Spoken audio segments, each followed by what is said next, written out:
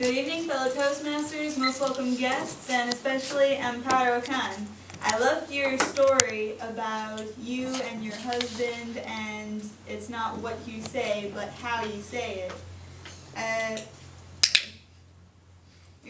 Amparo worked from the storytelling manual, which I'm working on right now, and I haven't gotten to the touching story yet, but I'm looking forward to that.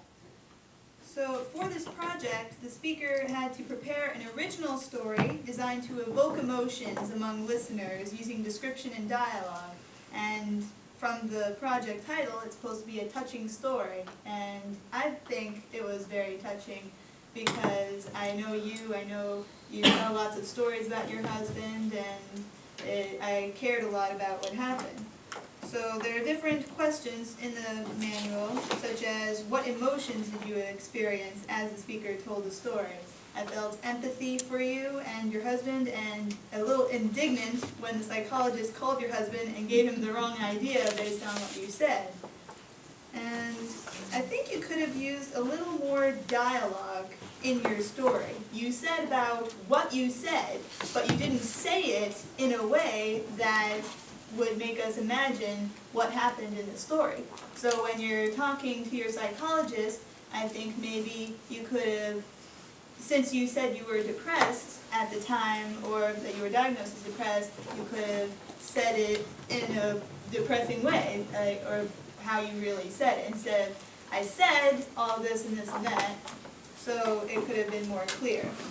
And also, it was a little confusing how the psychologist called and told your husband all this, but you didn't have a chance to tell him what you really meant. So I thought that might have been missing from the story.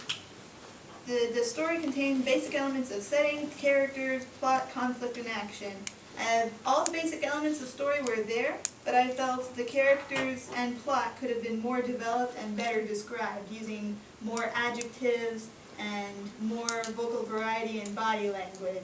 So really, the title of your speech is very fitting. It's not what you say, but how you say it. And as we become better storytellers, it's important to know how we say things affects the way that the audience sees us and remembers what we say. So I know that you must have a lot of fond memories of your husband, and Ms. Lai was really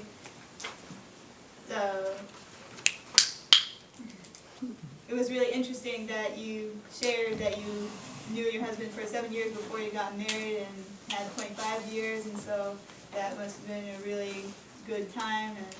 And so thank you for your wonderful speech. I'm looking forward to future ones.